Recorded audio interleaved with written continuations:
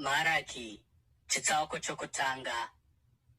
Chirevo shoko raJehovha kuna Israeri kubudikidza naMaraki.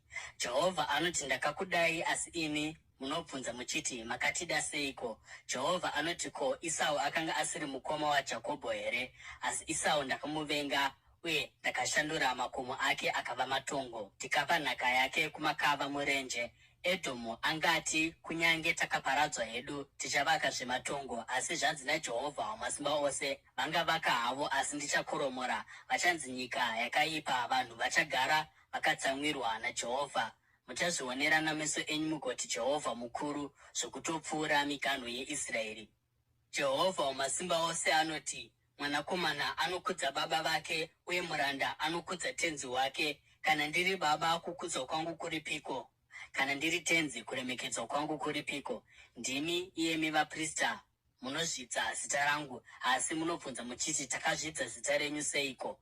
Munondivigira zvokudya zvakasvibiswa paaritari yangu, asi imi munobvunza muchiti takakusvibisai neiko? Jehovha Wamasimba Ose anoti pakutaura kwenyu muchiti tafura yaJehovha inozvidzika, pamunouya nezvipfuwo zvakapofumara kuti zvibayirwe, hazvina kuipa here? Pamunobayira zvipfuwo zvakaremara kana zvinorwara, hazvina kuipa here? Chimboedzai kuzvivigira mubati wenyu. Angafadzwa nemi here? Angakugamuchirai here? Jehovha Wamasimba Ose anoti, zvino kumbirai Mwari kuti atiitire nyasha. Nezvipo zvakadai zvinobva mumaoko enyu angakugamuchirai here? Haiwa, dai mumwe wenyu aipfiga mikova yetemberi kuitira kuti murege kubatidza moto isina maturo paaritari yangu. Handifadzwi nemi, ndizvo zvinotaura Jehovha Wamasimba Ose, uye handingagamuchiri zvipiriso zvinobva mumaoko enyu. Zita rangu richava guru pakati pendudzi, kubva kumabvazuva kusvikira kumavirira. Zvinonhuhwira nezvipiriso zvitsvene zvichauyiswa kuzita rangu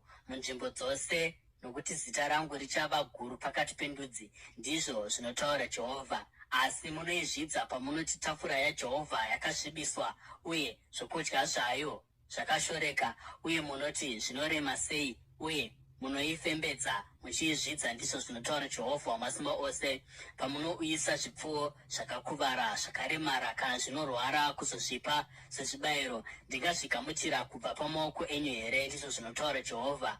Ngaatukwe munyengeri ane gondobwe rakanaka pakati pamakwai ake, anopika kuti acharipa asi agobayira chipfuwo chine chakaipa patiri kuna Ishe. Nokuti ndiri mambo mukuru, ndizvo zvinotaura Jehovha Wamasimba Ose, uye zita rangu rinofanira kutyiwa pakati pendudzi.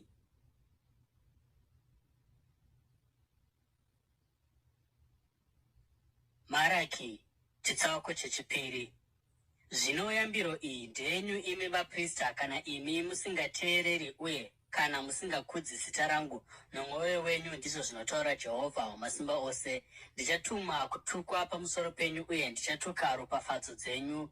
Hongu, ndakadzituka kare nokuti hamuna kuzvipira nemwoyo yenyu kuti mundikudze. Nokuda kwenyu ndichabvisa zvizvarwa zvenyu, ndichadzura zviso zvenyu nendove inobva pazvibayiro zvemitambo yenyu, uye muchatakurwa pamwe chete nayo. Uye muchaziva kuti ndakakutumirai yambiro iyi kuitira kuti sungano yangu naRevhi irambe iripo, ndizvo zvinotaura Jehovha Wamasimba Ose. Ndakaita sungano yangu naye, sungano youpenyu norugare, uye ndakapa izvi kwaari. Zvakandivigira kukudzwa, uye akandikudza, akamira achitya zita rangu. Kurayira kwechokwadi kwakanga kuri mumuromo wake, uye chisakarurama hachaiwanikwa pamiromo yake. Akafamba neni murugare nomukururama, uye akadzora vazhinji pazvivi, nokuti muromo womuprista unofanira kuchengeta zivo, uye vanhu vanofanira kutsvaga dzidziso kubva pamuromo wake, nokuti ndiye nhume yaJehovha Wamasimba Ose. Asi imi makatsauka panzira, uye nedzidziso yenyu makagumbusa vazhinji, makaputsa sungano naRevhi, ndizvo zvinotaura Jehovha Wamasimba Ose. Nokudaro ndakaita kuti muzvidzwe uye munyadziswe pamberi pavanhu vose, nokuti hamuna kuchengeta nzira dzangu, asi makaita rusarura pakutonga kwenyu. Ko, isu tose hatina baba vamwe here? Haasi Mwari mumwe akatisika here? Sei tichisvibisa sungano yamadzibaba edu nokusatendeka mumwe kuno mumwe? Judha aputsa chitenderano, chinhu chinonyangadza chaitwa muIsraeri nomuJerusarema. Judha asvibisa nzvimbo tsvene yaJehovha nokuwana mwanasikana waMwari wavatorwa. Kumunhu anoita izvi, angava ani zvake, Jehovha ngaamubvise pamatende aJakobho, kunyange achiuya nezvipo kuna Jehovha Wamasimba Ose. Chimwe chinhu chaunoita, unozadza aritari yaJehovha nemisodzi, unochema uye unoungudza, nokuti haacharangariri zvipiriso zvako kana kuzvigamuchira nomufaro kubva pamaoko ako. Unobvunza uchiti, seiko? Nokuda kwokuti Jehovha ndiye chapupu pakati pako nomukadzi woujaya hwako, nokuti wakaputsa sungano naye, kunyange ari mumwe wako, mukadzi wawakaita sungano yewaniso naye. Jehovha haana kuvaita mumwe here panyama nomweya ndevake? Uye nemhaka yei mumwe? Nokuti aitsvaka rudzi rune umwari. Saka zvichenjerere pamweya wako uye usaputsa sungano nomukadzi woujaya hwako. Ndinovenga kurambana, ndizvo zvinotaura Jehovha weIsraeri, uye ndinovenga murume anofukidza nguo yake nokumanikidza, ndizvo zvinotaura Jehovha Wamasimba Ose. Saka zvichenjerere pamweya uye usaputsa chitenderano. Makanetesa Jehovha namashoko enyu. Munoti, takamunetesa neiko? Pamunoti, vose vanoita zvakaipa vakanaka pamberi paJehovha uye anofadzwa navo. Kana pamunoti, aripiko Mwari wokururamisira?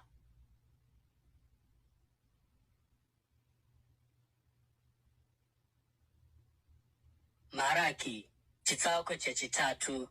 Tarirai, ndichatuma nhume yangu, uyo achagadzira nzira pamberi pangu. Ipapo Ishe wamunotsvaka achasvika pakarepo patemberi yake.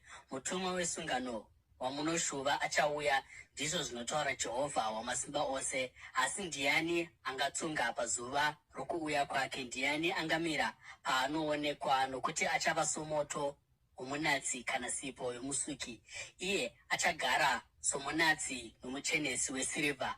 Achachenesa vaRevhi uye achavanatsa segoridhe nesirivha. Ipapo Jehovha achava navanhu vachamuvigira zvipiriso mukururama, uye zvipiriso zveJudha neJerusarema zvichagamuchirwa naJehovha sapamazuva akapfuura, sapamakore akare. Saka ndichaswedera kwamuri kuzotonga, ndichakurumidza kupupura, ndichipikisa varoyi mhombwe uye navanopika nhema, navaya vanobiridzira vashandi migove yavo, vanodzvinyirira chirikadzi nenherera, uye vasingaruramisiri vatorwa uye vasingandityi, ndizvo zvinotaura Jehovha Wamasimba Ose. Ini Jehovha handishanduki. Saka imi rudzi rwaJakobho hamuna kuparadzwa. Kubva pamazuva amadzitateguru enyu makatsauka pamitemo yangu uye hamuna kuichengeta. Dzokerai kwandiri uye neni ndichadzokera kwamuri, ndizvo zvinotaura Jehovha Wamasimba Ose. Asi munobvunza muchiti, tichadzoka pazvinhu zvipiko? Ko, munhu angabire Mwari here? Kunyange zvakadaro munondibira. Asi munobvunza muchiti, tinokubirai pane zvipi? Pazvegumi nezvipiriso makatukwa rudzi rwenyu rwose, nokuti muri kundibira. Uyai nezvigumi zvose kudura, kuti mumba mangu mugova nezvokudya. Ndiedzei muna izvozvi, ndizvo zvinotaura Jehovha Wamasimba Ose. Muone kana ndisingakuzarurirei mawindo okudenga uye ndigokudururirai maropafadzo mazhinji, zvokuti muchashayiwa pokuaisa. Ndichadzivisa udyi pakuparadza zvirimwa zvenyu, uye mizambiringa yeminda yenyu haingadonhedzi zvibereko zvayo, ndizvo zvinotaura Jehovha Wamasimba Ose. Ipapo ndudzi dzose dzichati makaropafadzwa, nokuti nyika yenyu ichava inofadza, ndizvo zvinotaura Jehovha Wamasimba Ose. Jehovha anoti, makataura zvinhu zvikukutu pamusoro pangu. Kunyange zvakadaro munoti, takataureiko pamusoro penyu? Imi makati, hazvina maturo kushumira Mwari. Takawaneiko nokuita zvaakarayira uye zvatakafamba sevachemi pamberi paJehovha Wamasimba Ose? Asi zvino tinoti vanozvikudza vakaropafadzwa. Zvirokwazvo vaiti vezvakaipa vanobudirira, uye naivo vaya vanoedza Mwari vanopunyuka. Ipapo vaya vaitya Jehovha vakataurirana, uye Jehovha akateerera akanzwa.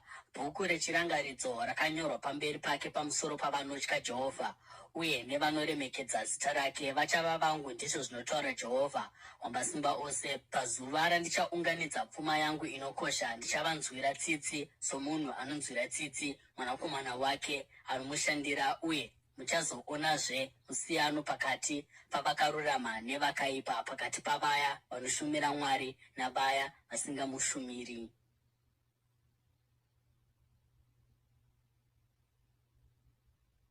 Maraki chitsauko chechina. Zvirokwazvo zuva rinouya richapisa sechoto. Vose vanozvikudza navaiti vezvakaipa vachava mashanga, uye zuva iro rinouya richavapisa. ndizvo zvinotaura Jehovha Wamasimba Ose. Hapana mudzi kana davi zvichasara, asi kunemi munotya zita rangu zuva rokururama richabuda rinokuporesa mumapapiro aro, uye muchabuda muchisvetuka semhuru dzabudiswa muchirugu. Ipapo muchatsikira pasi vakaipa, vachava madota pasi petsoka dzenyu pazuva iro pandichaita zvinhu izvi, ndizvo zvinotaura Jehovha Wamasimba Ose. Rangarirai murayiro muranda wangu Mozisi nemitemo nemirayiro yandakamupa paHorebhu kuti ipiwe vaIsraeri vose. Tarirai, ndichakutumirai muprofita Eria zuva iro guru raJehovha uye rinotyisa risati rasvika. Iye achadzosera mwoyo yamadzibaba kuvana vavo nemwoyo yavana kumadzibaba avo, kana kuti ndichauya ndigorova nyika nechituko.